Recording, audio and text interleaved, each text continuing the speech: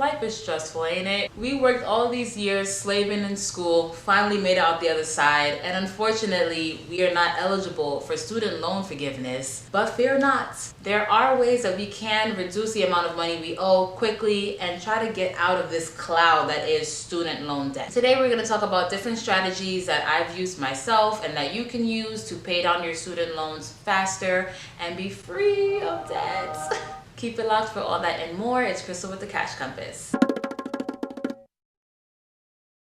So welcome back. If you are new, you will like what you see, so please go ahead and subscribe. Please make sure you like the video. It's going to be a very good one, so please watch to the very end. Before you implement any of these strategies, it's really important to see how much money you even owe and how long it's going to take you. When you have that information in mind, you'll be able to really tailor your strategy to see how much more you'll need to pay to reach a goal of paying your loans by whatever time you want to pay them off by. So after you've gotten that information, strategy number one is, if that's a two. Strategy number one is to apply any extra money on your student loans. This is actually a 2-for-1 because when you pay down the loans, that should also improve your credit score.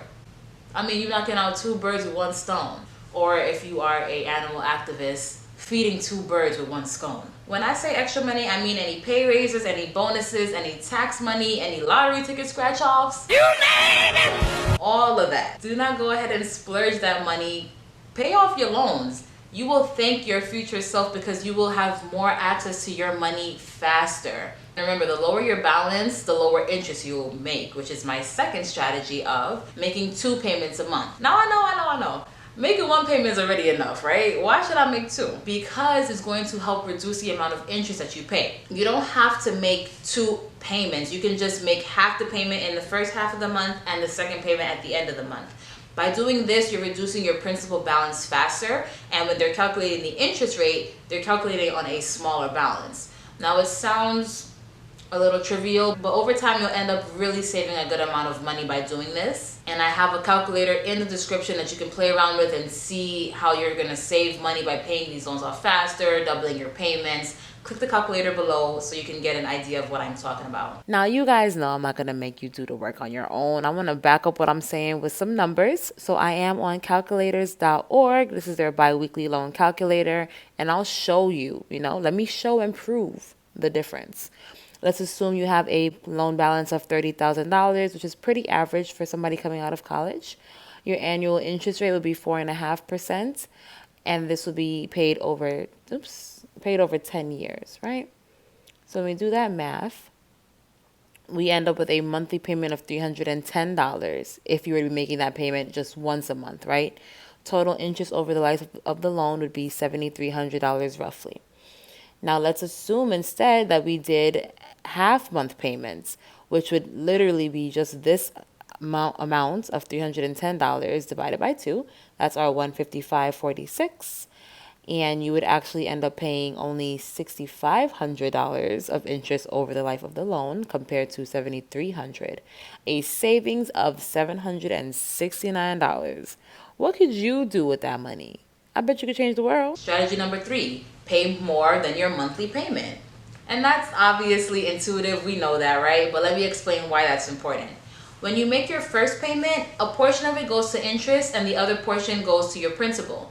Anything extra you make should be going directly to your principal, which means dollar for dollar that money is working towards you, reducing your liability and increasing your net worth. It also reduces the amount of interest that you'll be paying because, like I said, when you lower your principal balance, when they're calculating your interest rate, it's based off the principal. If your principal is lower, that means lower interest you have to pay. Some lenders may not automatically apply it to your principal. They may just apply it to your next payment. So please make sure you tell them to apply that thing to the principal because we do not want to pay anybody interest if we don't have to.